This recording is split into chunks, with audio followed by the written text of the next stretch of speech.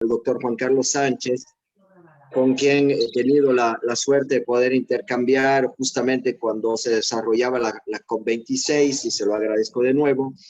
También quería dar unas palabras para reiterar el apoyo, obviamente, de la Embajada de Francia a la Sociedad Franco-Venezolana de Ingenieros y Científicos, pero también para recordar que esta problemática, en términos generales de medio ambiente, es una de las prioridades francesas. Recordemos, obviamente, el Acuerdo de París, que es un poco la base hoy en día de todas las diferentes COPs que se van realizando, aunque ha ido modernizándose, actualizándose el texto, obviamente, desde aquel entonces.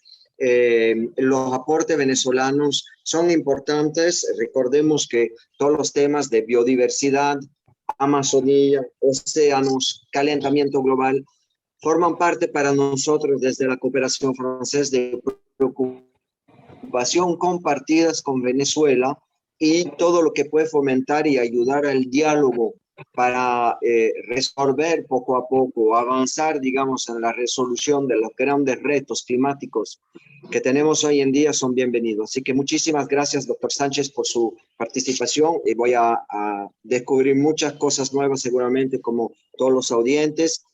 En apoyo a las VIC, muchas gracias siempre por esta organización, y nos veremos pronto, espero, en otras ocasiones para seguir avanzando. Excelente, doctor Patrick. Gracias por sus palabras de aliento y el apoyo hacia nuestra sociedad, que estamos justamente para servir a toda la comunidad científica, técnicos, estudiantes y público en general. Bueno, yo diría que si ya nuestro invitado, doctor Juan Carlos Sánchez, está listo, pudiéramos iniciar pues ya la presentación. Ya tenemos 26 participantes inscritos y seguramente se van presentando en el desarrollo de la misma. Adelante, Juan Carlos. Muchas gracias, Sixto, muchas gracias, Patrick. La verdad es que me complace mucho pues estar de nuevo reunidos con todos los miembros de la sociedad, y gracias también a todos los que están conectados a la red por su interés en este tema, que yo creo que es muy importante, no solamente a escala global, sino también para nuestro país, para Venezuela. Y bueno, lo que yo me voy a referir es a hacer un análisis de los resultados de la última conferencia de las partes de la Convención de Cambio Climático de Naciones Unidas, que tuvo lugar en Escocia en finales del año pasado. Fue una reunión sumamente interesante, no solamente por los resultados, sino por las distintas posiciones que allí se manifestaron, y que, bueno, dan una perspectiva bastante clara de qué es lo que puede venir, que lo voy a comentar en la segunda parte de la exposición, que es a las consecuencias de las decisiones que allí se tomaron, ¿no? Entonces, sin más, vamos a comenzar. Y quisiera que antes de entrar en el tema propiamente de la conferencia de las partes, veamos un poco los antecedentes, lo que yo llamo el preámbulo, ¿no? Antes de que se diera esta reunión a finales del año pasado, recordemos que se produjo el informe más reciente del panel de expertos de Naciones Unidas, que reúne, digamos, la compilación de la información más relevante y más reciente acerca de lo que se conoce del cambio climático, ¿no? Y habiendo leído este informe, que es un informe bastante extenso, las advertencias que se hacen en ese informe, yo creo que son muy relevantes y que deben tenerse en cuenta, ¿no? Por ejemplo, ellos, por primera vez, el mundo de la ciencia consigue una relación entre esa elevación de temperatura media mundial que se está observando y los eventos climáticos extremos. Allí, pues, el informe dice que sí existe esa relación, y que, bueno, a medida que la temperatura se ha ido elevando, han aparecido con mayor frecuencia estos eventos de olas de calor más intensas, lluvias extremas, inundaciones imprevisibles, etcétera, ¿no? Es la primera vez que el mundo de la ciencia lo dice de una manera, digamos, convencida, y yo creo que eso hay que prestarle mucha atención, sobre todo en el caso de nuestro país, que somos tan vulnerables a este tipo de eventos, ¿no? Otra advertencia que emana de este informe es que, bueno, el conocimiento que ya se tiene acerca de los impactos locales del cambio ambiental, del cambio climático, perdón, es que esos impactos locales están, digamos, arrojando una información que no puede ser soslayada, y es que ninguna región habitada del planeta está exenta de los impactos del cambio climático. Todas van a ser afectadas, independientemente de si es una región desarrollada o en vías de desarrollo. Absolutamente todas se van a ver afectadas. Y luego el informe nos presenta 5 escenarios posibles, o 5, digamos que, futuros posibles de elevación de temperatura. Y cuando uno analiza estos 5 escenarios, desde el más pesimista hasta el más optimista, cuando uno lee entre líneas, uno llega a la conclusión de que va a ser muy difícil lograr la meta del Acuerdo de París de evitar que la temperatura media mundial vaya más allá de 1.5 grados centígrados, e incluso 2 grados centígrados es difícil de alcanzar, ¿no? Y esa diferencia entre 1.5 y 2 grados centígrados la vamos a ver más adelante en esta presentación, porque la diferencia es notable en cuanto a los impactos que se pudieran producir. Y el último párrafo que aparece ahí en la lámina no está en el informe del IPCC, es un análisis mío, y es que el impedimento para lograr esas metas del Acuerdo de París no solo se debe a que el tiempo que queda para cumplir la meta es sumamente corto, ¿no? Es sumamente corto, pero es que además de eso hay razones tecnológicas, hay razones de economía, de comercio, de geopolítica, que están incidiendo sobre las decisiones de los países. Y lamentablemente están incidiendo de una manera, digamos, adversa al control del cambio climático. De tal manera que tenemos un problema bien difícil entre manos y de unas consecuencias realmente bastante importantes. Aquí tengo una colección de fotos de lo que ocurrió en términos de eventos climáticos extremos el año pasado. Vamos a verlas muy rápidamente. Aquí con el cursor estoy mostrando primero a los Estados Unidos, en Portland, Oregon. Tuvieron una ola de calor de 44 grados centígrados varios días. Increíble esto, ¿no? Recordemos que el cuerpo humano 40 grados centígrados ya lo afecta bastante, ¿no? Y bueno, entonces tienen que llevar a la gente a estos refugios para protegerlos con aire acondicionado, etc.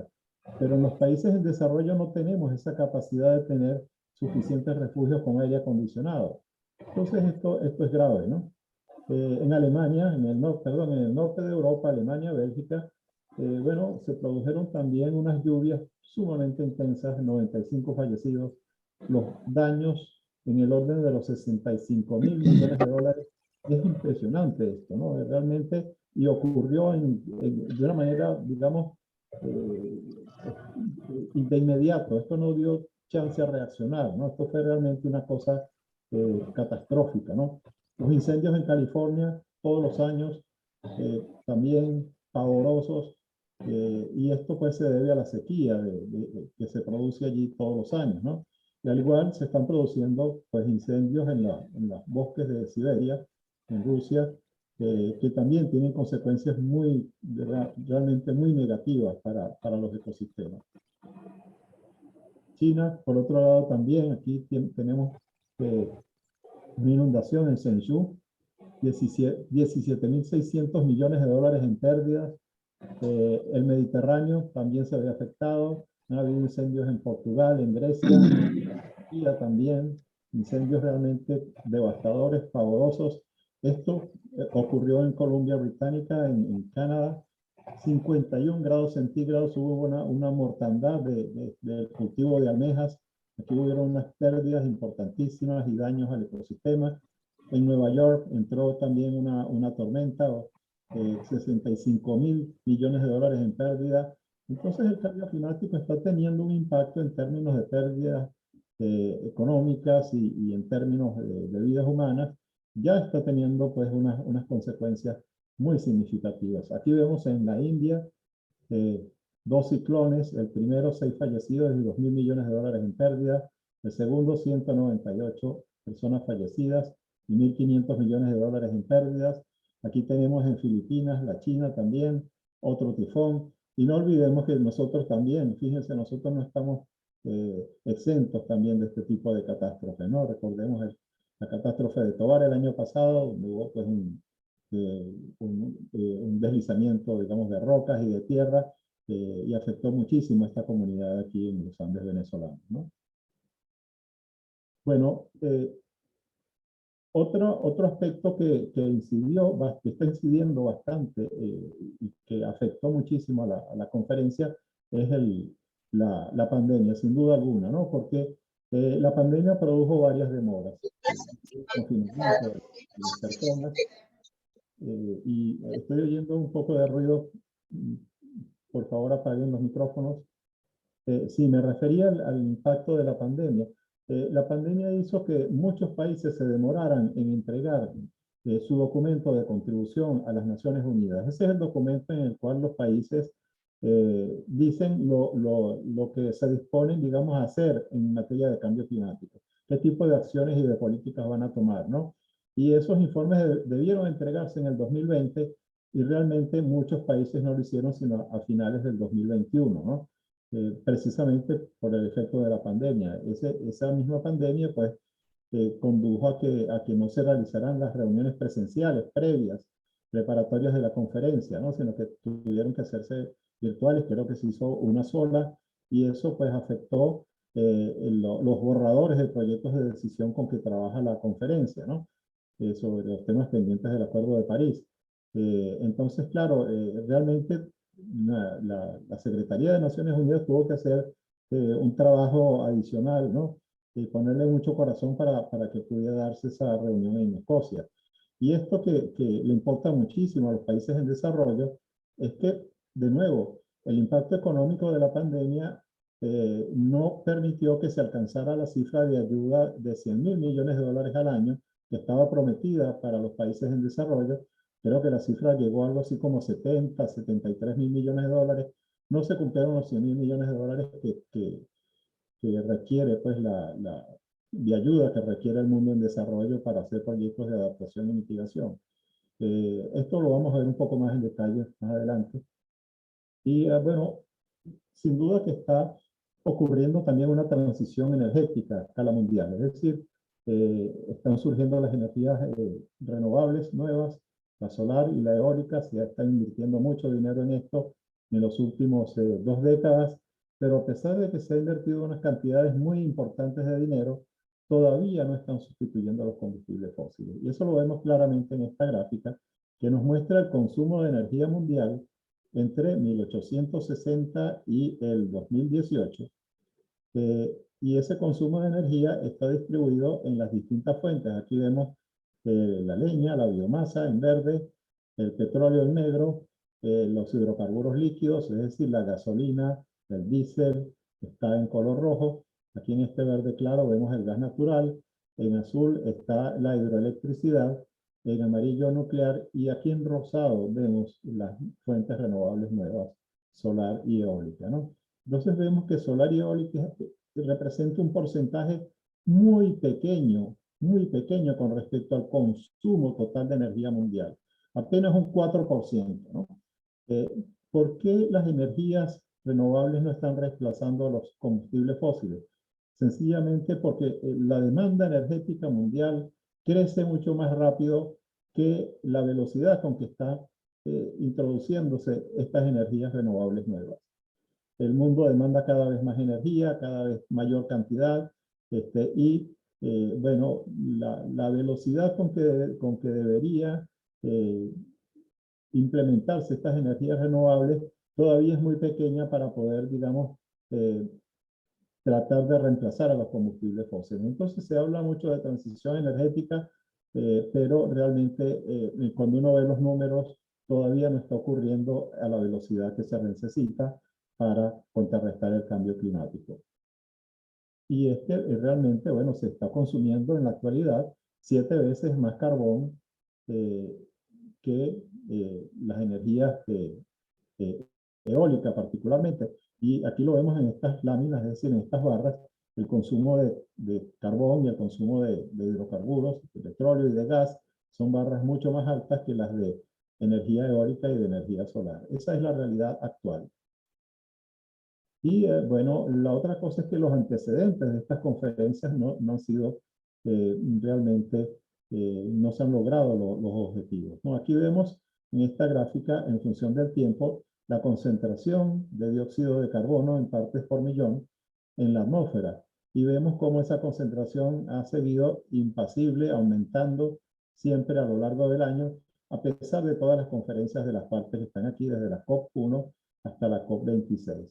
Es decir, ninguna conferencia de las partes ha tenido ningún impacto en tratar de frenar el aumento de la concentración de dióxido de carbono en la atmósfera. De tal manera que las expectativas o el preámbulo a la conferencia no era realmente el mejor.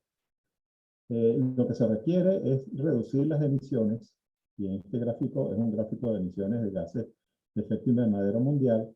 Esta es la tendencia, es decir, esto ha sido en los últimos años, esta curva negra, cómo ha crecido las emisiones mundiales de gases de invernadero, y esta curva, esta mancha en azul, representa digamos que la proyección futura de lo que serán las emisiones.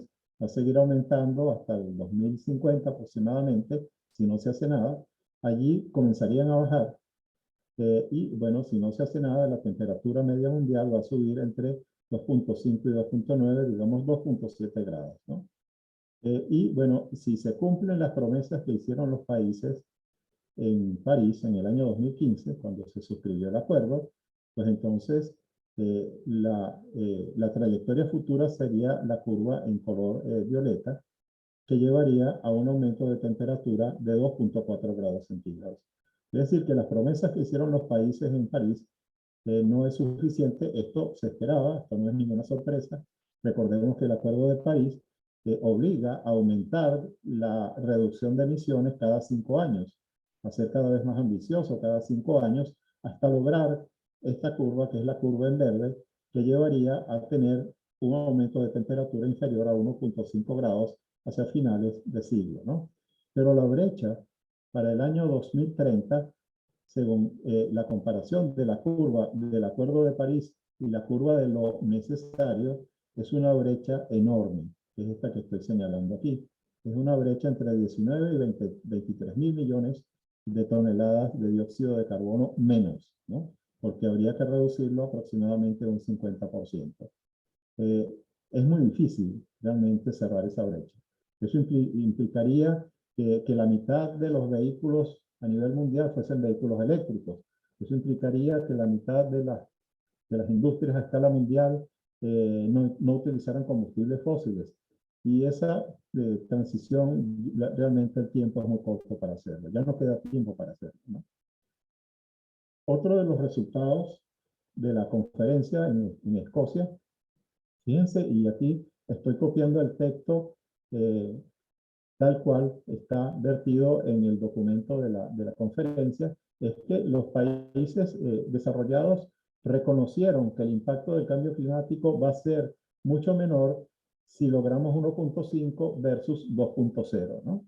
Reconocieron que hay que hacer el esfuerzo para que la temperatura no pase de 1.5 grados en su aumento, bueno, para lograr esto hay que reducir las emisiones en 45% para el 2030 y lograr lo que se llama el net zero para el 2050, que no es otra cosa sino que la emisión de los países, la emisión remanente, fuese igual a lo que absorben sus bosques. Ese es el net zero en términos muy sencillos.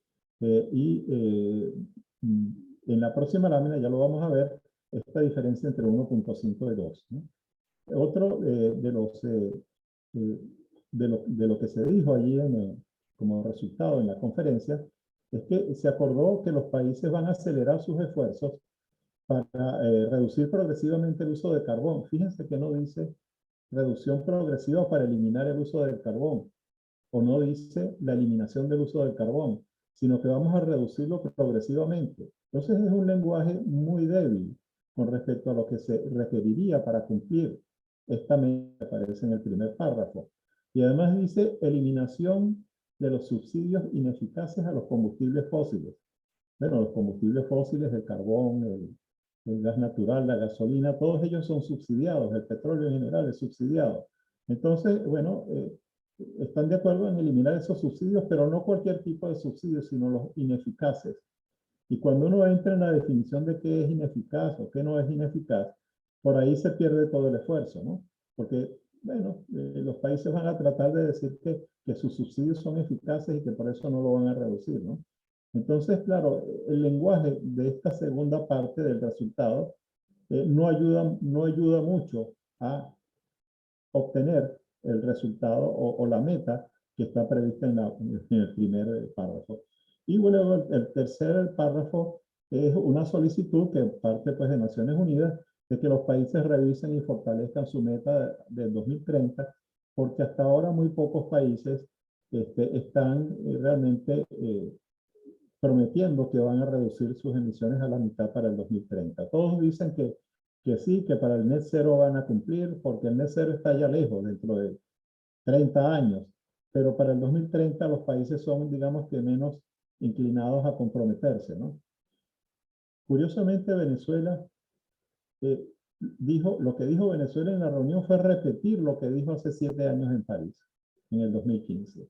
Dijo que ellos estamos, pues, nosotros los venezolanos, comprometidos a reducir solo el 20% para 2030 y le añadió a condición de recibir ayuda económica. Claro, esto es comprensible totalmente porque sabemos en qué estado se encuentra la economía del país y necesita, pues, apoyo económico. Pero 20% obviamente no es suficiente. Lo que está pidiendo la convención es 45%. Ahora, paradójicamente, Venezuela ya está cumpliendo con este 20%, según mis cálculos. Los cálculos de las emisiones actuales de Venezuela, que son pues, una estimación todavía muy gruesa, porque no tengo absolutamente todos los datos, pero tengo sí suficiente información como para tener un estimado de que la reducción de emisiones que ha ocurrido en los últimos años en Venezuela ha sido en el orden de 50%. Y eso se debe al colapso que ha ocurrido en la economía nacional y al colapso de la actividad industrial y en particular el colapso de la actividad petrolera. Es bien curioso esto porque Venezuela tenía la oportunidad de ir a Escocia y decir que ya estamos cumpliendo porque hemos reducido más del 20% de nuestras emisiones. No lo hizo. Yo no sé por qué no lo hizo. Quizás no hicieron los cálculos, no supieron hacer los cálculos, o quizás no quisieron decir que se supiera que la economía venezolana pues, ha colapsado de una manera tan catastrófica, ¿no? Pero en fin, eso fue lo que ocurrió, ¿no?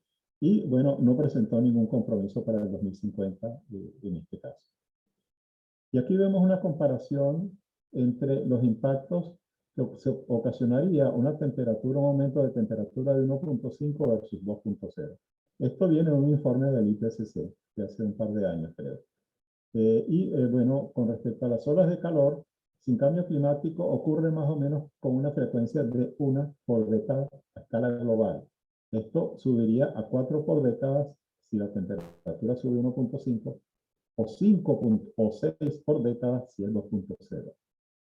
Con respecto al derretimiento de la capa de hielo, por supuesto, sin cambio climático no hay impacto. Si hay 1.5 de aumento, se produciría una fusión parcial del hielo y, bueno, se preservaría la mayor parte de Groenlandia y Antártida. Pero si es 2 grados centígrados, fíjense la diferencia, ocurriría un colapso tanto de Groenlandia como en la Antártida, ¿no? Es sumamente grave por la elevación del nivel del mar, que sería de 1 o 2 metros para 1.5 grados centígrados y hasta 10 metros para 2 grados centígrados. Obviamente estos son impactos que no son de corto plazo, estos son impactos ya de más largo plazo, porque la inercia térmica del océano es sumamente grande. Recordemos que el océano son las 4/5 partes del planeta y para que se produzca este aumento, digamos, del nivel del mar, esto no se verá sino en el próximo siglo, ¿no? Pero es irreversible, es decir, que ocurriría de todas. En cuanto a la destrucción de los corales, perdón, de los arrecifes, sería total para 2 grados centígrados y 70% para 1.5. Y en cuanto a las posibilidades de adaptarse a los impactos, digamos, de aumento de calor, pérdida de biodiversidad y de seguridad alimenticia, pues es posible con un aumento de temperatura de 1.5, pero va a ser bastante costoso, mientras que con 2 grados centígrados ahí no va a haber posibilidades de adaptación. Aquí lo que vamos a obtener en este escenario es una migración masiva de gente de las zonas pues, más impactadas por el cambio climático. De tal manera que sí hay una diferencia sustancial entre 1.5 y 2.0 de aumento de la temperatura. Bueno, entonces, cuando terminó la conferencia allá en Glasgow, muchos países revisaron su contribución, revisaron sus medidas, sobre todo los países más importantes, los que más emiten, ¿no? Y aportaron esta información y rápidamente se hizo un primer estimado, un primer cálculo de cuál sería la trayectoria de la temperatura futura si los países cumplen lo que dijeron en Glasgow. Y la trayectoria es esta que estoy mostrando aquí en azul, que llevaría a un aumento de temperatura de 1.8, es decir, no serían 2 grados centígrados, pero tampoco sería 1.5. Estaríamos, digamos, en un punto intermedio de 1.8, si se cumple entonces lo que prometieron los principales países allá en Glasgow. Allí se discutió también el tema de la ayuda financiera, que es muy importante para los países en desarrollo. Y bueno, lo que dice el texto es que los países desarrollados expresaron gran pesar por no haber podido cumplir con la meta de 100.000 millones de dólares por año, y dijeron que sí van a cumplir, pero van a cumplir para el 2023, ¿no? Y bueno, los países en desarrollo preguntaron, bueno, ¿y la diferencia? Lo que no pudieron aportar, ¿cuándo lo van a aportar? Y bueno, no se previó ninguna compensación por esa pérdida de ingresos debido al retraso, ¿no? Venezuela no se pronunció en esta discusión. Otra de las discusiones que también interesa muchísimo es la del mecanismo de desarrollo limpio. Es decir, por fin se terminaron las reglas del mecanismo de desarrollo limpio. Y esto tiene toda una historia, ¿no? Y es que el mecanismo de desarrollo limpio viene desde el protocolo de Kioto de 1997, que se adoptó en el 2005, ¿no? Con el protocolo de Kioto, digamos que comenzó a funcionar un mecanismo en el cual los países desarrollados intercambian proyectos de desarrollo con los países en desarrollo a cambio, digamos, de tener la posesión de la reducción de emisiones lograda con esos proyectos de inversión. Por ejemplo, el caso de Colombia, el sistema de transporte de Bogotá, Transmilenio, parcialmente fue pagado por inversiones de países desarrollados y la reducción de emisiones de este sistema de transporte se le atribuyeron entonces los países que pusieron el dinero. Es decir, es un intercambio de proyectos de desarrollo versus bonos de reducción de emisiones. Bueno, lo que sucedió con estos proyectos del mecanismo de desarrollo limpio, que se detuvo en un momento dado, el mecanismo dejó de funcionar, es porque los países estaban haciendo una doble contabilidad de la reducción de emisiones. Es decir, que cuando los países reportaban a Naciones Unidas su reducción de emisiones, el país desarrollado que puso el dinero dije, mira, yo reduje tanto en Bogotá, mientras que Colombia decía la misma cantidad, no, lo reduje yo. Entonces ahí había una doble contabilidad de la reducción de emisiones que no ayuda para nada al problema del cambio climático. Entonces, el mecanismo se detuvo y ahora, bueno, hay unas nuevas reglas para evitar que ocurra esa doble contabilidad y, bueno, este mecanismo de desarrollo limpio está arrancando de nuevo ahora bajo el Acuerdo de París, ¿no? Venezuela no se pronunció como si no tuviera interés en esto. Y es que, de verdad, Venezuela nunca ha recurrido al mecanismo de desarrollo limpio. En cuanto a la ayuda para la adaptación, que es otro de los fondos para obtener ayuda, en este caso no para reducir emisiones, sino para tratar de adaptarse a las consecuencias del cambio climático, a las lluvias extremas, al calor, a la sequía, etc. Bueno, se le pidió a los países desarrollados que aumentaran la ayuda, la aumentaran al doble para el año 2025 con respecto al 2019. Y eso significa un aporte de 40.000 millones de dólares para el Fondo de Adaptación, ¿no? A Naciones Unidas calcula que esos 40.000 millones de dólares sigue siendo una cifra escasa, que la cifra debería ser 70.000 millones de dólares, pero bueno, eso se puede ir discutiendo en las próximas reuniones, las próximas conferencias, y por lo menos ya es digamos que un punto, un buen paso, que se esté, digamos, pensando en una cifra de 40.000 millones de dólares. Venezuela no se pronunció, aparentemente Venezuela entonces no tiene, parecería que no tiene interés de adaptación. Yo creo que tuvimos una delegación que fue más a observar lo que estaba ocurriendo allí que a participar debidamente. En cuanto a la compensación por pérdidas y daños, que es otro elemento que está solicitando el mundo del desarrollo. Fíjense que la adaptación es preventiva, mientras que esta compensación por pérdidas y daños es contingente. Es decir, los países que sufran daños por un evento climático extremo deberían recibir algún tipo de ayuda para tratar, digamos, de paliar esos daños, ¿no? De tratar, digamos, de compensar un poco esos daños. Aquí no hay acuerdo entre los países desarrollados y los países en desarrollo. A los países desarrollados no les gusta la palabra compensación. Ellos quisieran más bien que esto se discutiera o se reflejara más bien como una ayuda, como una colaboración de los países desarrollados y no como una compensación, porque si aparece la palabra compensación en los textos oficiales, eso pudiera dar pie a demandas de los países en desarrollo o los países desarrollados, porque ahí se está demandando por un daño causado, ¿no? Entonces, este es un término que desde el punto de vista legal es muy controversial. Y bueno, lo que se decidió allí es que vamos a seguir conversando a ver a qué llegamos, y esas conversaciones van a durar todavía 2 años más, ¿no?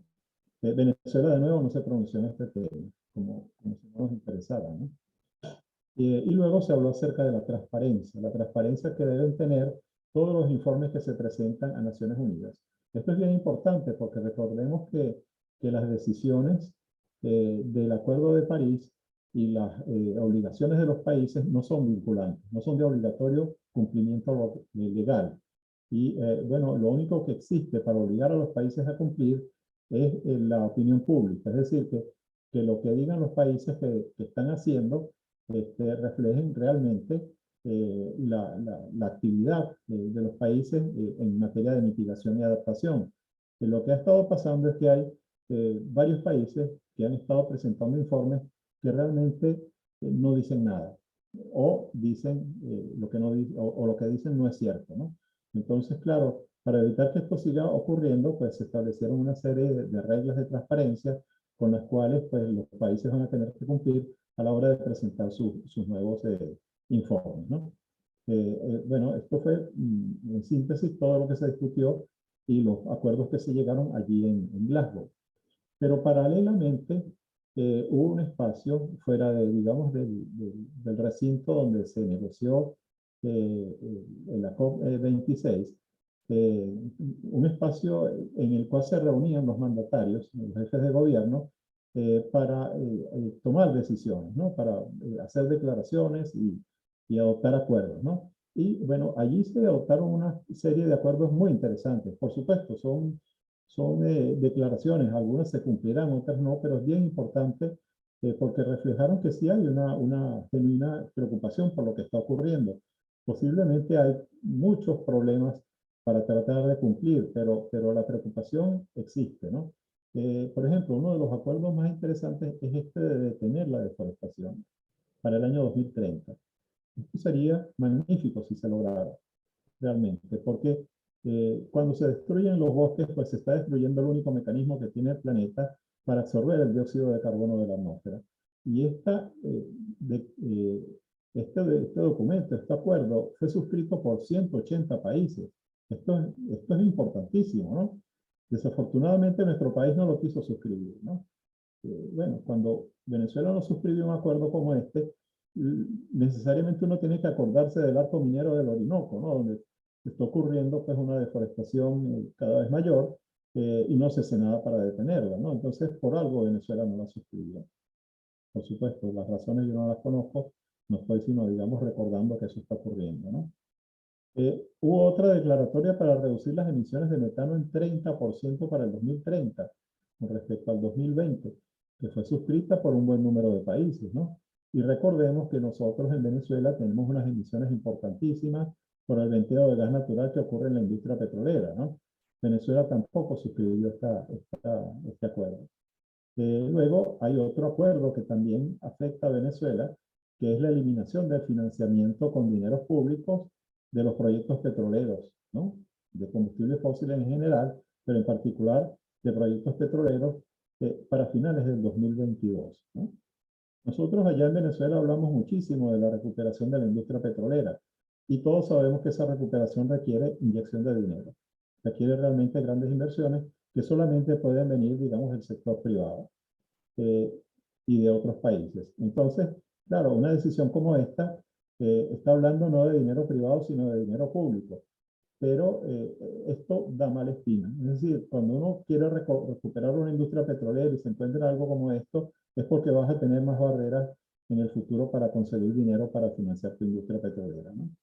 Y luego, bueno, hubo otro acuerdo interesante, es de acelerar la transición hacia los vehículos eléctricos, pero esto fue, digamos, entre países desarrollados y fabricantes de vehículos eléctricos. No, muy interesante esto que ocurrió aquí, porque claro, esto tenía las cámaras prácticamente de los principales medios de prensa mundial, esto fue circulado por las redes mundialmente y repetido varias veces, y claro, los mandatarios lo utilizaron para tratar de proyectar, digamos, su mejor imagen posible, ¿no? Bueno, en síntesis, lo que podemos decir de la COP26 es que, bueno, el cambio climático es una amenaza real, ya no es algo, digamos, que está en el papel, en los modelos, sino que ya está ocurriendo. Ya hemos comenzado a observar los impactos en diversos países. Podemos decir también que los resultados de la conferencia son insuficientes para lograr cumplir con el Acuerdo de París y que, bueno, los gobiernos no están adoptando todas las medidas de mitigación o al menos no con la urgencia requerida. Y bueno, tampoco se está ofreciendo todo el apoyo que están requiriendo los países en desarrollo para la adaptación. Ha habido avances, sin duda alguna, eso es innegable, pero todavía no hemos llegado a donde deberíamos llegar, ¿no?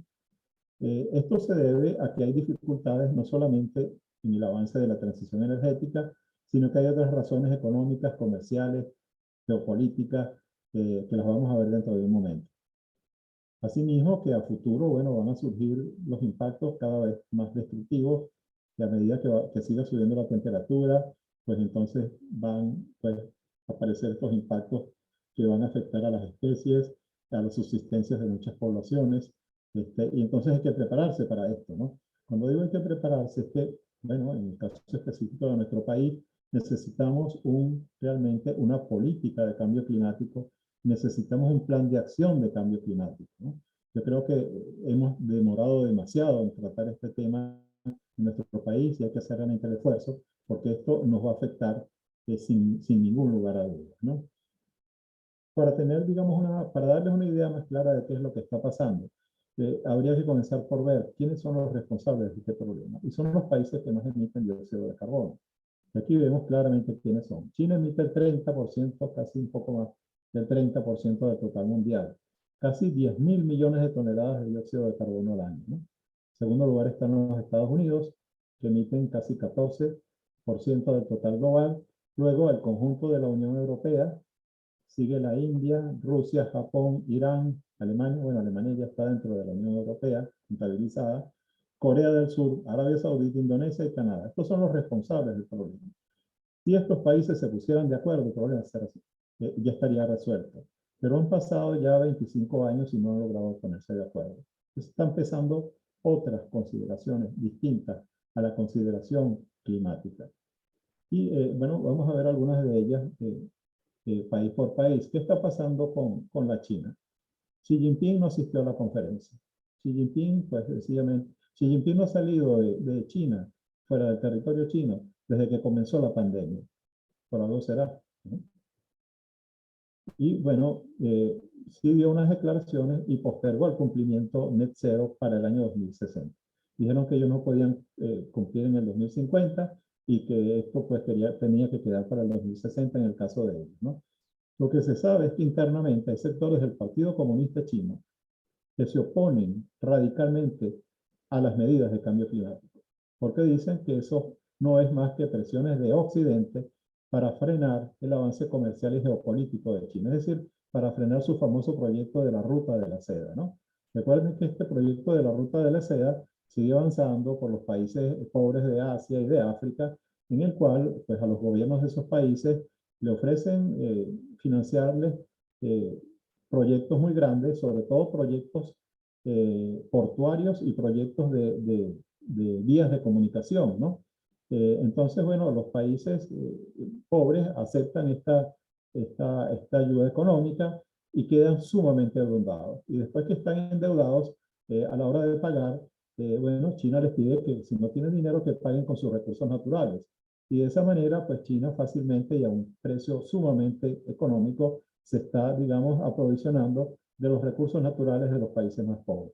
Yo creo que nosotros en Venezuela conocemos esto perfectamente por medio, digamos, del famoso fondo chino que se creó en el país. El dinero pues se gastó, todavía están todos los taladros chinos que se adquirieron, están dañados, la industria petrolera no levantó su producción con esas inversiones y en el momento actual estamos pagando la deuda con China con embarques de petróleo, ¿no? Ese es el mismo mecanismo del proyecto de la Ruta de la Seda, que es un proyecto entonces extractivista y minero. Es decir, en pocas palabras, proyectos que emiten grandes cantidades de dióxido de carbono y obviamente China le está dando prioridad a esto por encima del cambio climático. Tenemos el caso de los Estados Unidos. En los Estados Unidos hay una incertidumbre permanente, ¿no? Si los demócratas están en el poder, como es el momento actual, entonces parece que van a avanzar rápidamente en materia de cambio climático, pero si cambia el poder y suben los republicanos, entonces desaparecen las iniciativas, ¿no? Presidente Donald Trump. Por ahí está el presidente Donald Trump amenazando que va a competir por las próximas elecciones en los Estados Unidos. Entonces, en lo que hay en los Estados Unidos es una gran incertidumbre. Los Estados Unidos pudiera avanzar realmente muy rápidamente hacia la reducción de sus emisiones porque tiene la capacidad industrial y el conocimiento tecnológico para hacerlo, ¿no? Pero estos vaivenes no permiten que esos avances se produzcan. El caso de la Unión Europea realmente a mí me sorprendió porque Europa pudo haber hecho más en la COP26, ¿no? La Unión Europea tiene un problema serio, creo yo, no tanto de seguridad energética, sino de independencia energética más bien, ¿no? Porque depende muchísimo de la importación de gas de Argelia y de Rusia. Están tratando de solventarlo, sin duda alguna, ¿no? Es decir, pero la forma en que están tratando de solventarlo es trayendo más gas, trayendo gas del Medio Oriente, de Qatar, y trayendo gas también de los Estados Unidos en tanqueros, ¿no? Que es muy costoso, pero bueno, ante el problema que tienen actualmente con Rusia por el caso de Crimea, entonces, claro, están buscando nuevas fuentes de energía, fuentes de gas, pero mientras sea gas, pues el gas también emite gases de invernadero, ¿no? Entonces, realmente no veo cómo va a cumplir la Comunidad Europea con las metas del Acuerdo de París si está, digamos que, entregándose al gas, ¿no? Y bueno, más recientemente hubo pues una decisión a nivel pues, de la Comunidad Europea de considerar el gas y el nuclear como energía verde, ¿no? Muy controversial esto, ¿no? Sobre todo porque hay países que sin duda están pues a favor del desarrollo nuclear, tienen pues una política de desarrollar sus centrales nucleares, como es el caso de Francia, de Hungría, de Suiza, pero hay otras que lo rechazan, ¿no? Como es el caso de Alemania, que quiere eliminarlo totalmente, España también lo rechaza. Entonces, estas diferencias internas dentro de la comunidad europea también, digamos, entraban las decisiones con respecto al cambio climático, ¿no? Y tenemos el caso de Rusia, ¿no? Vladimir Putin tampoco asistió a la COP, ¿no? Eso pues da una idea de la importancia que le da. Y postergó también el cumplimiento del net cero para el 2060, una posición muy similar a la de China, pero hay que recordar que el impulso de la economía rusa depende de sus exportaciones de petróleo y gas, particularmente hacia Europa, porque eso representa el 30% del total de sus exportaciones, ¿no? Entonces, es muy interesante esto, ¿no? En este momento hay dificultades por el problema, digamos, digamos que tienen en este momento el problema geopolítico entre Europa y Rusia, pero en el momento actual Europa necesita el gas ruso y Rusia necesita vender el gas, ¿no? Entonces esto es realmente algo pues, sumamente controversial, ¿no? Aparte de esto, bueno, existen sectores interesados en Rusia de que sigan produciéndose los incendios en la tundra porque abre nuevas rutas comerciales hacia el Ártico, ¿no? Entonces aquí podemos ver claramente todas esas razones que son contrarias al cambio climático, al control del cambio climático, que hacen pues que los países no se comprometan del todo con el Acuerdo de París. En cuanto a la energía nuclear, quiero sí hacer un breve comentario ya terminando, ya para terminar, y es que el número de reactores nucleares en funcionamiento, actualmente en funcionamiento, está estancado desde 1990 en 430 reactores, ¿no? La cantidad total de reactores que existe a escala mundial, ¿no? Y la energía nuclear, bueno, suple el 4% de la demanda mundial. Eso es lo que suministra la energía nuclear. Si el mundo, bueno, se dedicara, digamos, a desarrollar la energía nuclear a la escala y a la velocidad con que lo hizo Francia en la década de 1980, pues habría un gran cuello de botella porque no hay suficiente suministro de uranio para, digamos, para cubrir o para satisfacer una demanda de esa escala, ¿no? De una escala tan grande, ¿no? Entonces, eh, con la energía nuclear, con la tecnología convencional, tampoco, digamos, hay muchas esperanzas, ¿no? El problema principal es que sencillamente la energía nuclear no se está implementando, al menos la tecnología que se conoce actualmente, ¿no? No se está implementando porque las inversiones de capital y el costo financiero es sumamente elevado, ¿no? Por ejemplo, en Inglaterra se está construyendo una central nuclear con tecnología francesa actualmente. Bueno, ha tenido problemas en cuanto a su construcción, ha habido demoras importantes y los costos han subido de una manera, digamos, realmente este, eh, que no se pensaba, pues que al principio van a tener unos costos tan elevados, ¿no? Construir una central nuclear hoy en día pues puede tardar entre 7 y 8 años, ¿no? Y bueno, esos grandes proyectos entonces tienen retrasos, complejidades logísticas, desviaciones presupuestarias. No es fácil, ¿no? No es fácil y los gobiernos son temerosos de emprender proyectos de largo plazo, pero ante el problema nuclear, perdón, ante el problema de cambio climático y ante la necesidad de cumplir, algunos países han dado pues un paso al frente y están invirtiendo pues en proyectos de energía nuclear, como es el caso de Francia, de los Estados Unidos y también de China, ¿no? Ahora, hay una esperanza que es la fusión nuclear. Se está investigando muchísimo en lograr un reactor de fusión nuclear.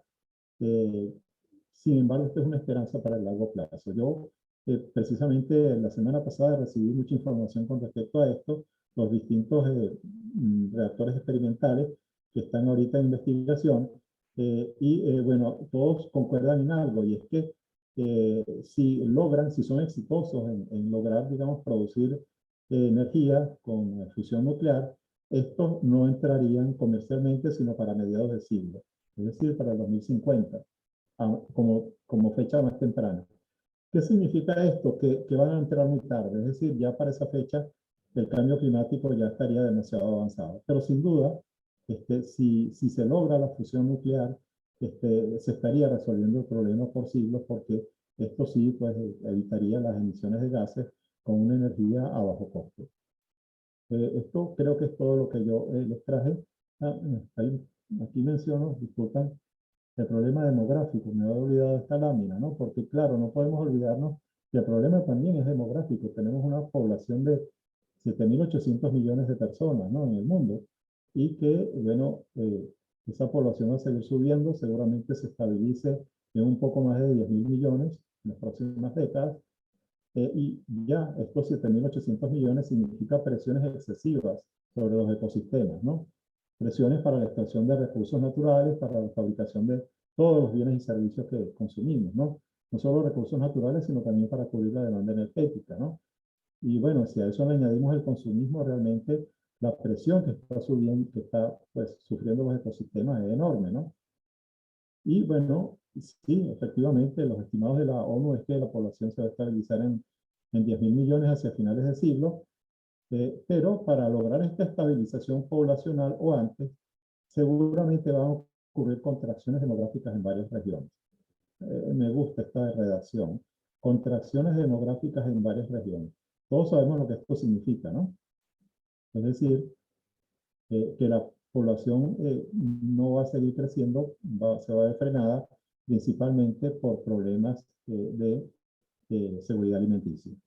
Es decir, que si esto no se resuelve, pues si este problema no se toman cartas en el asunto, pues a futuro van a haber problemas muy serios de este tipo de cosas, porque cuando hay problemas demográficos por seguridad alimenticia, pues entonces tenemos migraciones y conflictos entre países sumamente serios, ¿no?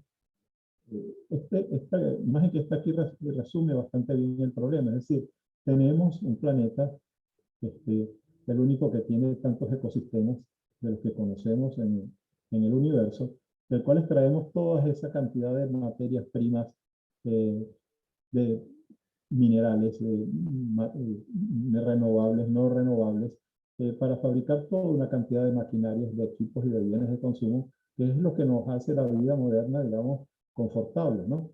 Pero esa extracción cada vez mayor de combustibles fósiles está aumentando el CO2 en la atmósfera y está alterando el clima. ¿Cómo hacemos entonces para evitar esta alteración del clima si necesitamos esto? Ahora, esto es algo que se discute muchísimo, que se analiza muchísimo aquí en Europa, si de verdad necesitamos este consumo exacerbado que tenemos actualmente, ¿no? Que no existió en el pasado, porque recordemos que este consumo fue posible gracias a que los hidrocarburos y los combustibles fósiles pues, son sumamente baratos, ¿no? Entonces, a lo mejor hay que revisar la manera, digamos, en que está diseñada la sociedad y cambiar algunas de nuestras formas de vida, ¿no? Pero, claro, no voy a entrar en esto, que es un tema sumamente complicado. Concluyo diciendo entonces que la inercia del sistema energético y económico actual hace prever que el uso de los combustibles fósiles se va a mantener por varias décadas todavía, que estamos en un mundo que es desconcertante porque cada vez se requiere más energía para obtener energía. Es decir, por ejemplo, los yacimientos de petróleo se van agotando y para sacar la última gota de petróleo hay que bombear, hay que meter más energía para obtener energía. Cada vez se requiere más energía para obtener agua por bombeo, por desalinización y también para extraer metales por la minería, ¿no? Porque los minerales son cada vez más pobres en metales. Entonces cada vez hay que excavar más profundo y lo que sale de ahí es más pobre en metales, ¿no? Es decir, que esto explica por qué el crecimiento de la demanda energética mundial. La transición energética comenzó tarde, debió haber comenzado cuando los científicos dieron la alerta hace 30 años, pero esa transición energética sin duda que es parte de la solución al problema y sigue habiendo pues mucho potencial para la innovación tecnológica y para hacerla más económica. Ninguna opción de mitigación está descartada, incluyendo la nuclear, como vimos, y bueno, lamentablemente va a ser inevitable un aumento de temperatura media superior a 1.5 grados centígrados y quizás sea difícil evitar que la temperatura suba a 2 grados centígrados. Ojalá que no lleguemos allí. Bueno, la verdad es que agradezco a todos por su atención y creo que tenemos algún espacio de tiempo para responder las preguntas que puedan tener. Gracias a todos por conectarse. Gracias, Juan Carlos. Excelente exposición, como siempre. Muy preocupante todo lo que vimos. Y bueno, vamos a iniciar el proceso de preguntas y respuestas.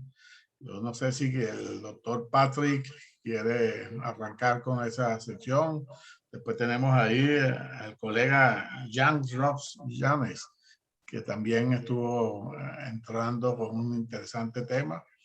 Bueno, y está también nuestro colega René Tomás, el coordinador de nuestra antena Occidente, y José Rivas, nuestro secretario, que está pendiente por ahí desde Maripere.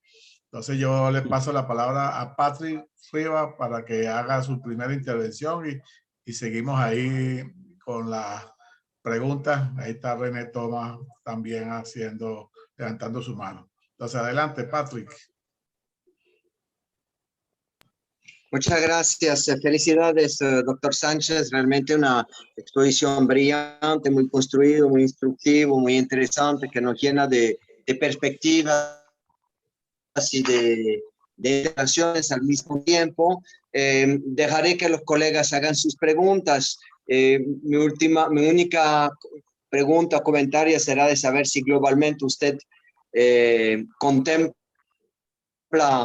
el algoritmo ahora en relación con este tema de manera optimista o de manera pesimista, Y obviamente muy interesante al final la captación que nos hizo sobre la energía nuclear. Hay un verdadero debate ahora en Europa sobre el tema.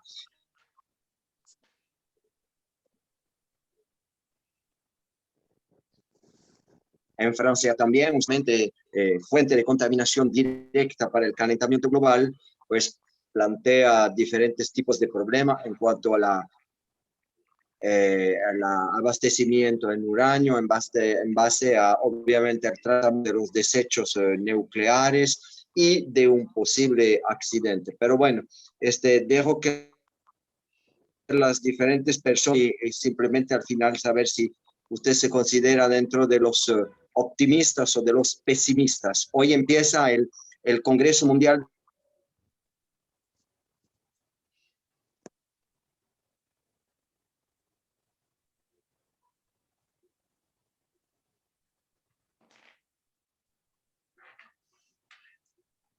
Creo que tiene problemas de audio, pero creo que dejó ya No sé la si me siguen pregunta. escuchando, se cortó. Se cortó un poquito, pero ya tiene la pregunta Juan Carlos. Adelante, Juan Carlos. Sí, bueno, la verdad es que yo trato de no ser optimista ni ser pesimista. Es decir, yo me llevo por los resultados técnicos, científicos, para tratar de interpretar lo que está ocurriendo, ¿no? Y claro, yo soy ingeniero y vengo más del mundo de la tecnología que del mundo de las ciencias, ¿no? Trato de interpretar a los científicos y trato también de ser una especie, digamos, de interfase entre el mundo de las ciencias. Y cuando doy estas conferencias, pues trato, digamos, de ser un divulgador fundamentalmente, ¿no? Un divulgador del conocimiento. Yo creo en la tecnología, es decir, pero tengo mis dudas de que la tecnología pueda llegar a tiempo para resolver este problema. Mi planteamiento, mi posición es que desafortunadamente no se le prestó atención al cambio climático oportunamente. Yo pues reviso con frecuencia las primeras textos, los primeros documentos científicos que salieron sobre el problema del cambio climático hace ya más de 30 años y eran suficientemente, digamos que, alarmantes como para que se comenzaran a tomar decisiones en esa época, ¿no? Y no se hizo, es decir, se fue digamos, dejando pasar, se fue dejando pasar el tiempo y ahora nos hemos quedado sin tiempo, ¿no? Entonces, yo creo que sí se va a resolver el problema, pero parcialmente. Eso significa que algunos países van a sufrir más que otros, van a haber ganadores y perdedores. Bueno, yo no creo que haya muchos ganadores, pero van a haber más perdedores que otros. Lamentablemente los que más van a perder son los países en desarrollo, ¿no? Entonces, cuando, por ejemplo, si me refiero a mi propio país, el hecho de que no se esté haciendo, o que se esté haciendo muy poco con respecto al cambio climático, que se esté, digamos, dejando de lado, me preocupa muchísimo porque obviamente que nos va a sorprender y nos va, digamos, a sorprender malamente, ¿no? Entonces, yo pues doy también estas conferencias porque me gustaría que llegara, digamos, a los oídos de los que toman decisiones y se preocupasen un poco más por este problema, ¿no? El tema nuclear es sumamente interesante. Realmente, el accidente de Fukushima es lo que está ocasionando que muchos países piensen dos veces a la hora de ir por un desarrollo nuclear. El caso específico de Alemania, ellos, pues la canciller, ex canciller Angela Merkel tomó la decisión precisamente a raíz del accidente de Fukushima. Pero la realidad es que el reactor de Fukushima era una tecnología obsoleta, ¿no? Pero tecnología antigua, ¿no? Y hoy en día, pues hay, digamos que mayor certeza en cuanto a la seguridad de estos equipos, ¿no? Pues en Francia, pues tiene ya varias décadas utilizando una gran cantidad de reactores de todo tipo y hasta ahora no ha ocurrido, pues, un accidente de grandes proporciones. Hay, pues, digamos que la experticia tecnológica para detectar a tiempo cualquier pequeña fisura, cualquier pequeño mal funcionamiento del reactor y tomar las medidas de inmediato, ¿no? Entonces, bueno, yo sí creo que la energía nuclear está, digamos, va a ser parte de una de las soluciones al futuro. Pero, bueno, no es una decisión que depende exclusivamente de quienes hacen ciencia y tecnología, porque el componente político de estas decisiones también es muy importante y en algunos países, pues, el rechazo es demasiado grande como para que los políticos puedan permitirse un desarrollo de esta naturaleza. Hay que seguir haciendo pues el seguimiento de todos estos desarrollos que son tan interesantes. Hay muchas manos levantadas y no quiero tomar todo el tiempo, ¿no? Sí, vamos a pasarle la palabra a René Thomas, que seamos todos breves. Después va a tener Jonar Cubillán, seguido José Rivas, y ahí tenemos unas preguntas en el chat del amigo Nelson Quintero, que ya te lo había pasado. Adelante, René. Gracias, gracias. Un gran saludo a todos y de verdad agradecido, Juan Carlos, de verdad de nuevo por escucharte. Bueno, tomando algunos datos, yo me voy más que todo hacia la parte, digamos, de la geología y de lo que ha sucedido en el planeta. Es decir, para mí el cambio climático no es algo nuevo, es algo que viene desde la misma formación de la Tierra hace 4.640 millones de años. Eso no es nada nuevo. Y ha habido muchas oscilaciones y grandes extinciones. La última fue en el Pérmico hace aproximadamente unos 60 millones de años. Y en los últimos 730 millones de años aproximadamente, el ser humano ha sobrevivido a 9 glaciaciones. Ahorita somos, tal cual como tú decías, 7.800 millones de personas, pero nosotros también en nuestro ciclo vital, diariamente una persona emite 1 kilo de CO2 a la atmósfera. O sea que diariamente el ser humano está aportando 7.800 millones de kilos diarios de CO2, lo que se traduce aproximadamente en 2.8 gigatones de CO2 al año. Entonces nosotros también nada más por eso lo hecho de vivir en este planeta, nosotros ayudamos a ese aumento de CO2. Por otro lado, fíjate, hay unos datos muy interesantes. Lo que calienta la Tierra es el Sol. Vamos a empezar por ahí.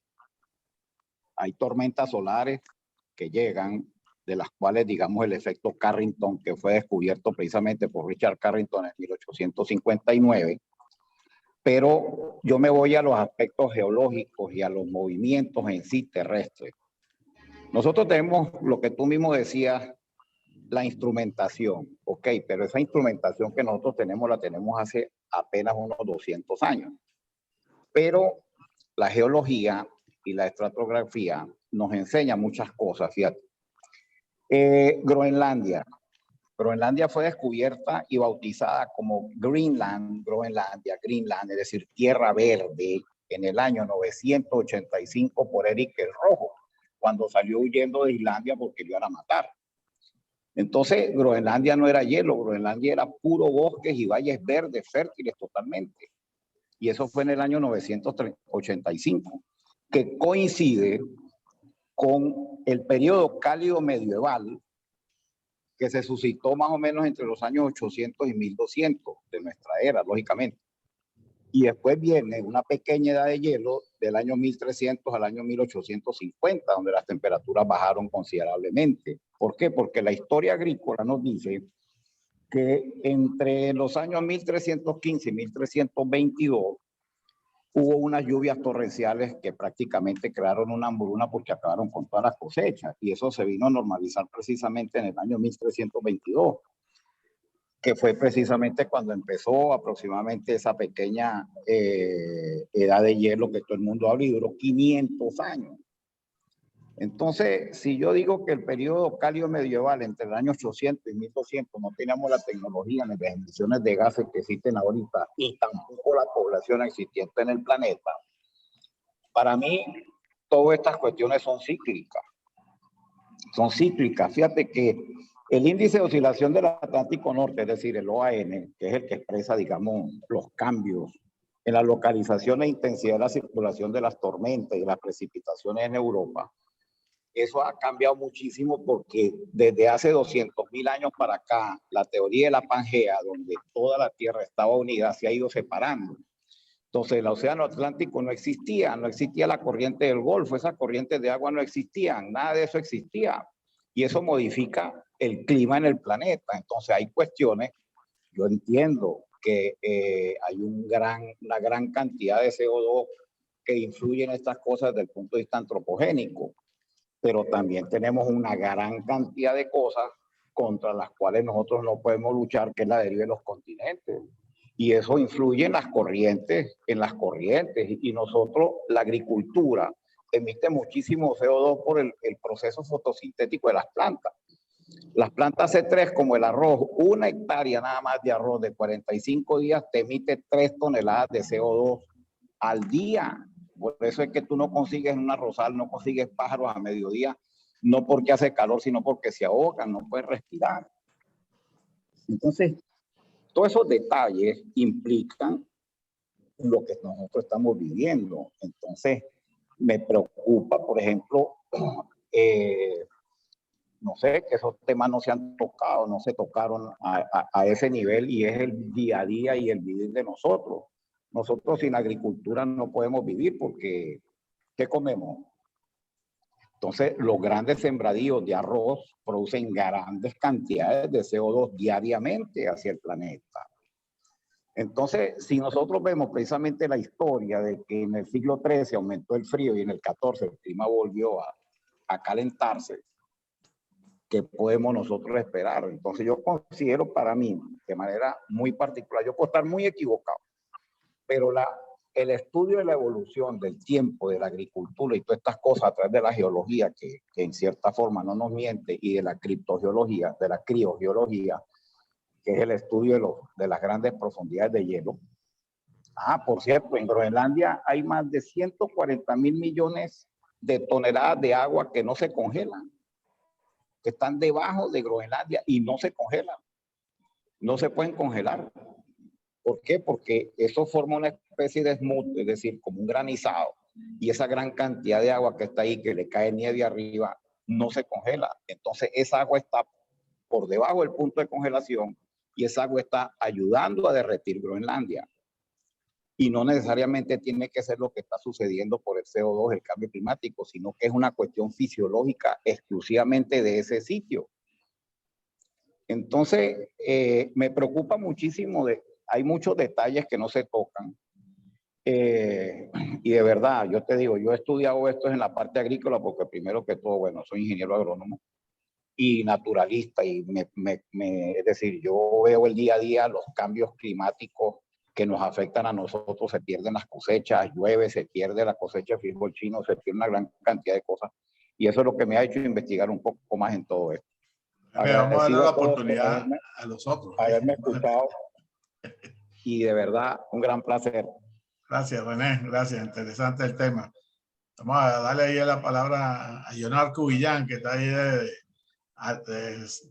¿cómo se llama? San Sebastián de los Reyes.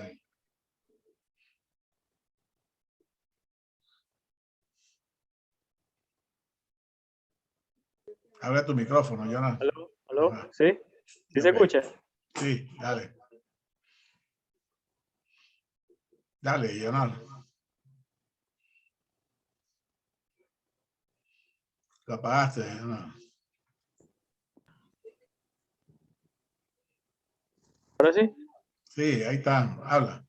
¿Sí se escucha? Ok, buenos días. Bueno, era referente a los biocombustibles, por ejemplo, la parte de la captura de los gases como el metano, pues.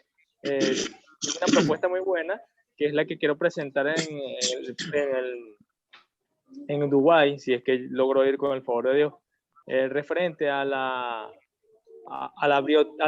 biomasa. O sea, sabemos que, por ejemplo, en la parte agrícola o ganadera se emiten muchos biocombustibles, como es el gas metano. Entonces, nosotros entrampar ese gas metano a través de fosas y aprovechar esa energía para generar electricidad y también para la parte del abono y lo que es la economía circular.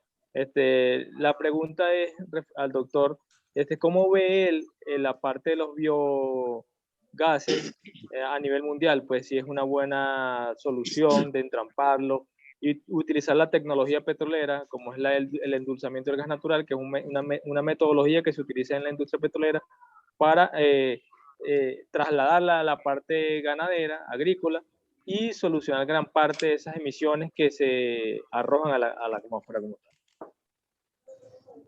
Gracias, Jonal. Vamos a darle la palabra también para que haga de una vez la pregunta a José Rivas, que sea corta, y la pregunta que tenemos ahí del querido hermano Nelson Quintero, y después le pasamos a Juan Carlos para que la responda toda de una vez. Adelante, José. Gracias. Buenos días, doctor Juan Carlos, y a toda la audiencia en este tema tan interesante. Lo que quiero aportar en esta reunión es más que todo hacer una reflexión sobre todos los países como China, Estados Unidos, Rusia y Europa, de ponerse más en contexto a todos estos proyectos que se han venido realizando y aterrizar de una buena vez en las cosas. A mí nunca se me olvida, pues, un señor que una vez dio una clase y agarraba varias piedras y tenía también algo de arena y decía, primero van las piedras, lo grande, y después lo demás se amolda a las cosas, porque todo lo que se consume en el mundo es por transformación de los recursos naturales y la demanda de estos productos va en detrimento del planeta, porque es un proceso de producción y muchas veces todas esas cosas, o sea, no hay después cómo eliminarlas. Entonces yo quisiera pues dejar en claro en este momento, que también he tenido la oportunidad de trabajar con proyectos de Naciones Unidas, de que haya más sinceridad y transparencia y que verdaderamente los países como China, Estados Unidos, Rusia y Europa se comprometan de una buena vez a seguir adelante en todas estas cosas y los demás países se van a moldar y que las metas se puedan cumplir. Ese es mi aporte a esta conferencia. Gracias, José. José está allá en Maripere, en Caracas, nuestro director de secretaría. Gracias. Tenemos la pregunta que hizo por el chat Nelson Quintero y él dice, ¿cuál es el futuro de los vehículos eléctricos y el uso del nitrógeno? Y también, ¿cuál es su opinión sobre los bonos verdes, el futuro de los vehículos eléctricos y su eficiencia energética y el uso de la tecnología energética a base de nitrógeno? Entonces, Juan Carlos, ahí tiene ese mix de preguntas.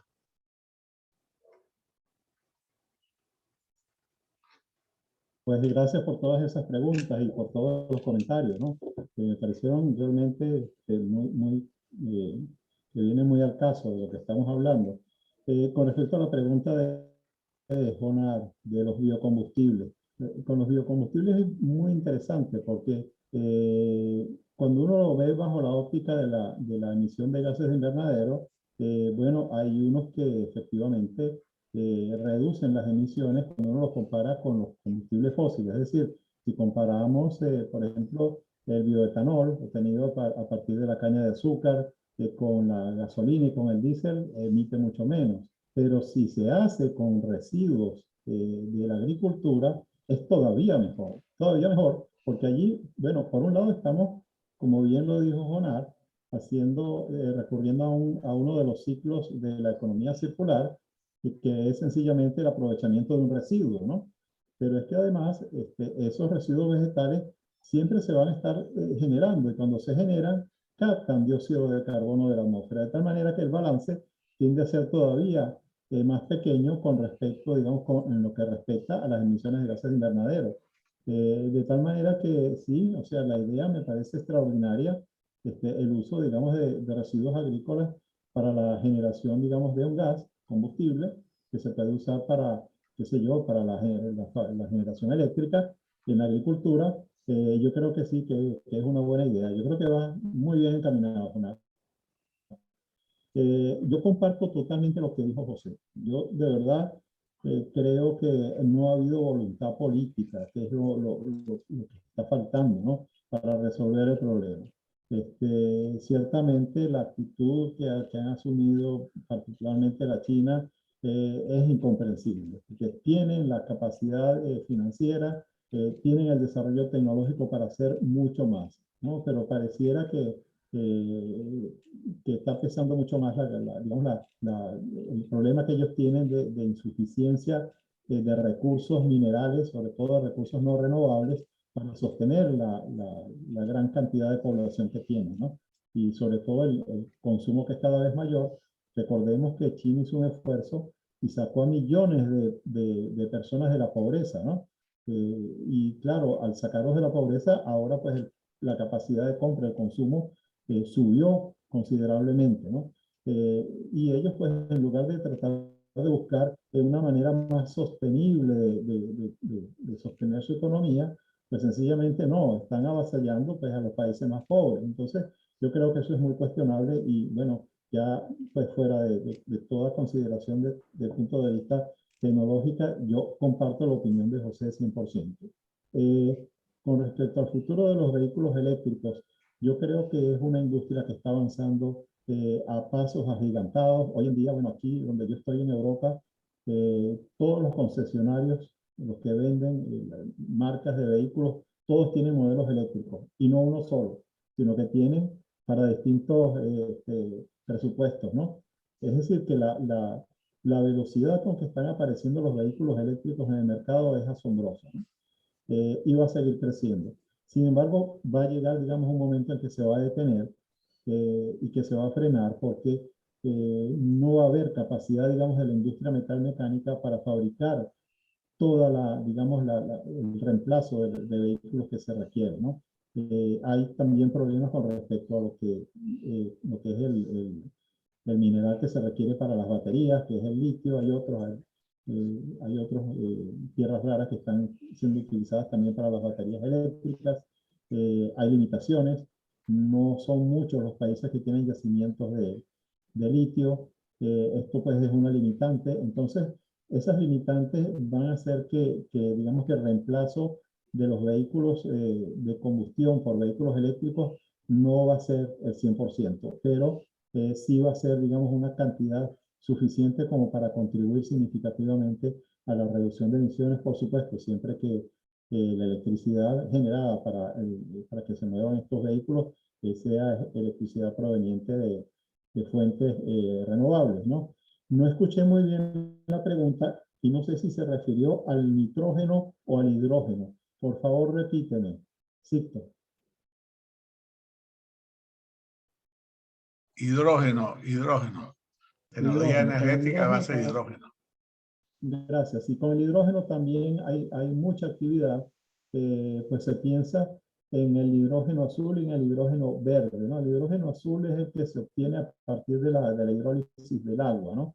El problema con la generación, el hidrógeno es sumamente limpio, ¿no? Quizás es el más limpio de todos los combustibles.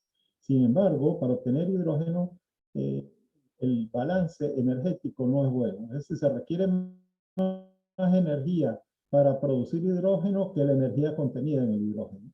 Y hasta que esto no se resuelva, pues sencillamente hay que buscar maneras, digamos, de que la energía que se utiliza para fabricar el hidrógeno sea una energía renovable. Y eso lo convierte entonces en un hidrógeno verde. Es decir, tratar de fabricar hidrógeno con energías renovables. Por el momento es costoso, es sumamente costoso. Hay que tratar, digamos, de bajar los costos. Eso creo que va a ocurrir más pronto de lo que uno se piensa. El hidrógeno está pensado para máquinas industriales, para ferrocarriles, etcétera. Creo que sí, creo que esto viene con fuerza, lo vamos a ver y es parte de la solución, ¿no?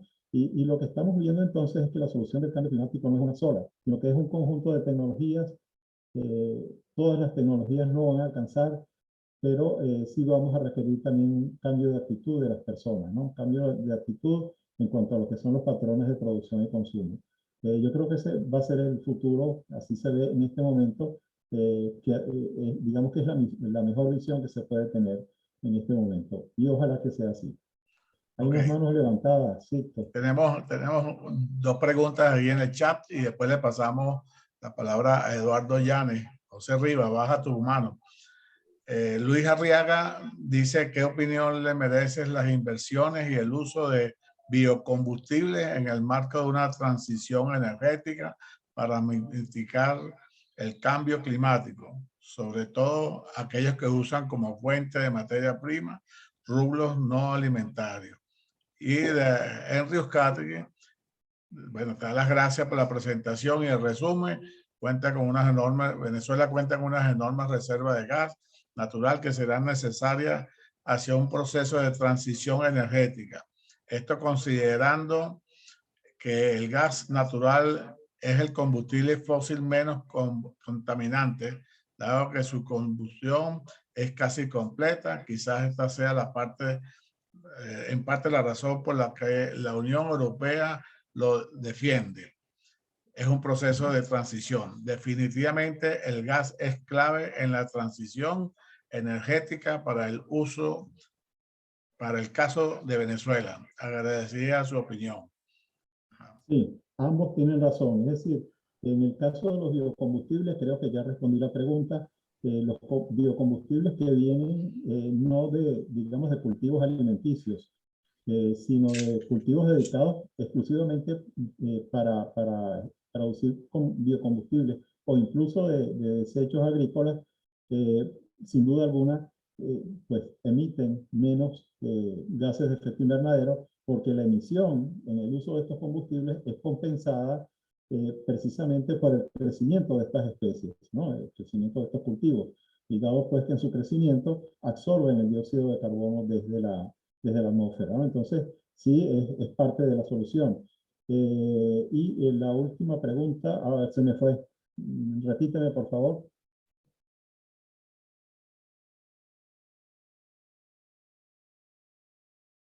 Habla sobre el gas natural. Sí, correcto. Okay. El gas natural en el caso de Venezuela, sin duda alguna. Es decir, todos los partidos políticos de Venezuela, o al menos los con los que yo he tenido contacto, tanto oficialistas como de la oposición, todos coinciden en que hay que reactivar la industria petrolera. No hay dinero en este momento para hacerlo, habría que hacerlo con inversiones privadas, pero todos coinciden en que queda un margen, digamos, una ventana de oportunidad para subir la producción en Venezuela.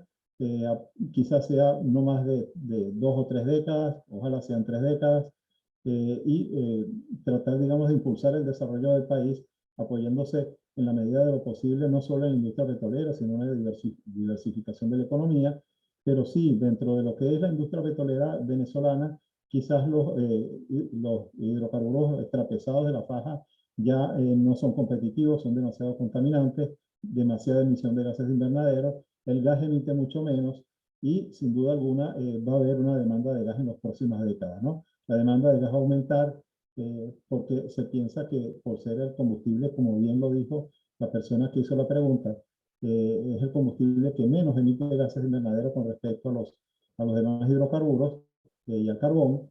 Sin duda que va a haber un aumento de la demanda en las próximas décadas y Venezuela tiene unas reservas muy importantes de gas que sería muy lamentable que se quedaran, digamos, en el subsuelo, ¿no?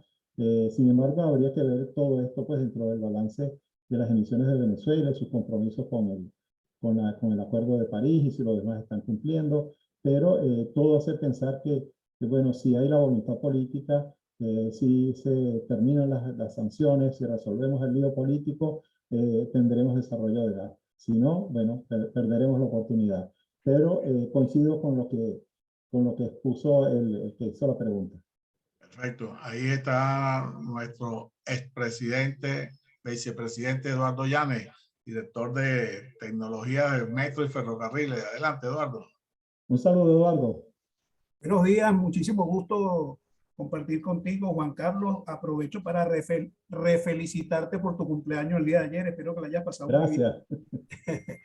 En realidad la pregunta que yo quería hacer ya la respondiste porque tenía que ver con la incorporación del hidrógeno en el tema del ferrocarril, los ensayos que se están usando ahorita o se están utilizando ahorita, particularmente Alstom con su Coradia y los ensayos que están realizando al respecto.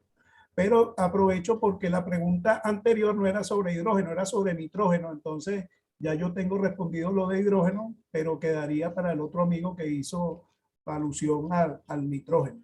Gracias, Juan Carlos. No, gracias a ti. La verdad es que yo esa pregunta sí no la puedo responder, no tengo mayor información acerca del uso del nitrógeno. El nitrógeno es inerte, ¿no? Y no, la verdad es que no tengo mayor información como para poder opinar en este momento.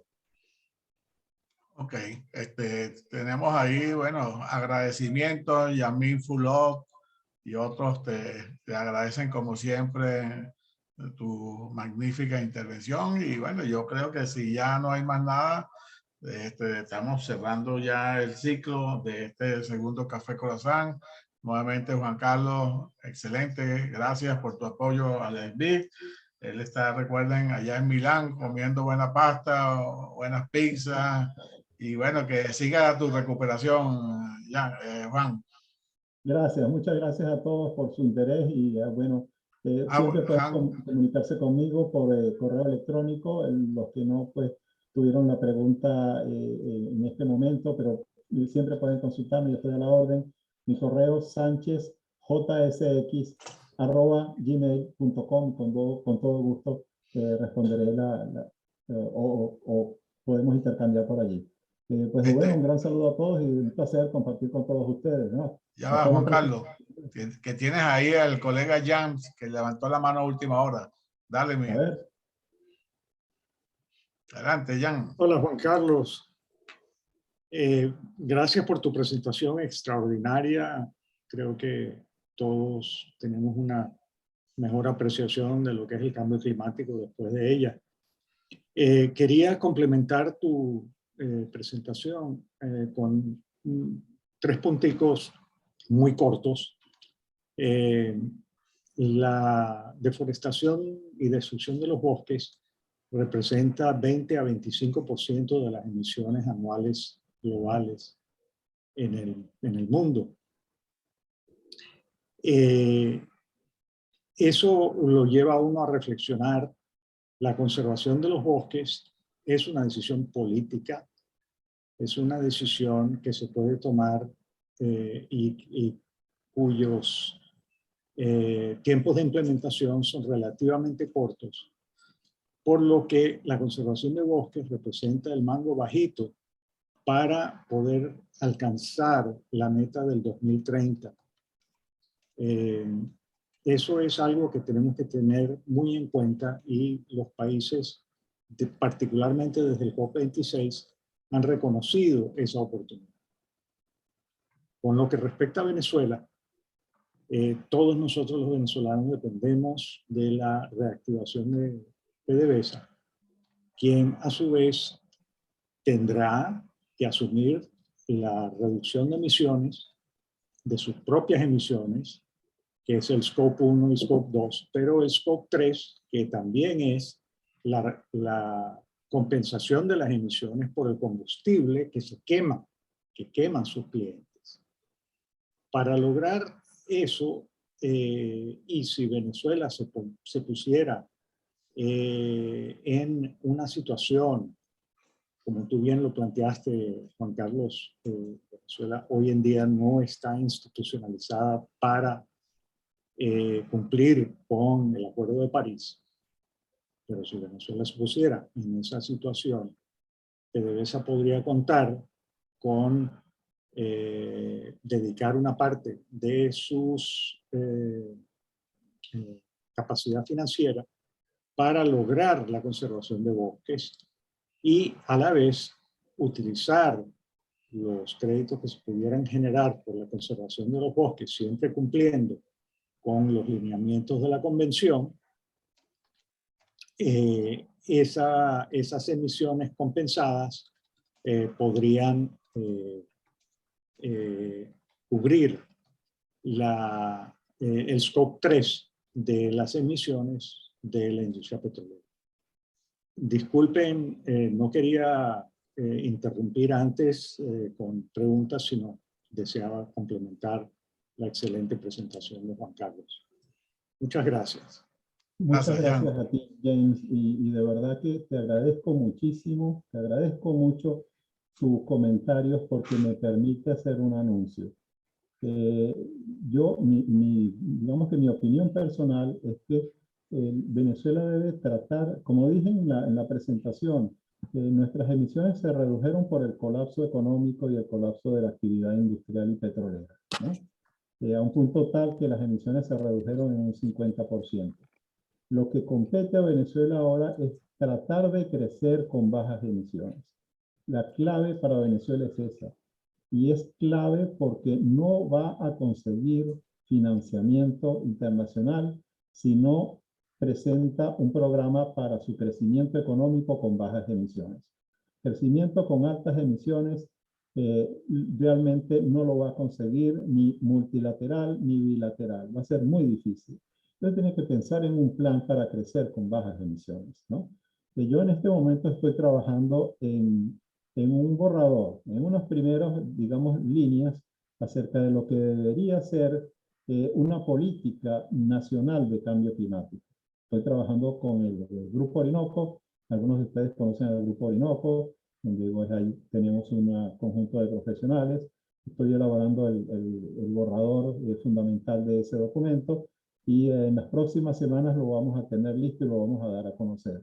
Obviamente que no tenemos en el país las condiciones políticas para hacerlo todavía, pero es bueno tener esto a la mano para cuando haya pues digamos que la condición política para poder llevarlo a cabo. Creo que es importante tenerlo y por eso estamos trabajando en esto, ¿no? En una política o unos insumos para una política de cambio climático dentro de Venezuela que precisamente incluye esto que acaba de mencionar James, que es la posibilidad que nosotros tenemos de trabajar dentro del sector forestal para contribuir y al mismo tiempo crecer económicamente. Muchas gracias, James. Bueno, Juan Carlos, entonces de repente podremos estar en contacto pronto, tal vez en los próximos días, y conversar un poquito al respecto. Claro, por supuesto. Ok, gracias a todos, Juan Carlos. Bueno, cuando tengas ese documento, tienes aquí abiertas las puertas, como siempre les vi, para difundirlo. Creo que es interesante para todos. Y bueno, feliz tarde a todos. Gracias por apoyarnos. Y pronto tendremos el próximo webinar, nuestro Café Corazón, que vamos a hablar sobre el metaverso, que es el futuro de la nueva Internet. Estarán todos invitados cordialmente. Buenas tardes. Excelente, excelente y un gran saludo para todos. Gracias. Hasta luego. Saludos. Buenas tardes. Chao. Saludos, saludos a todos. Chao. Chao.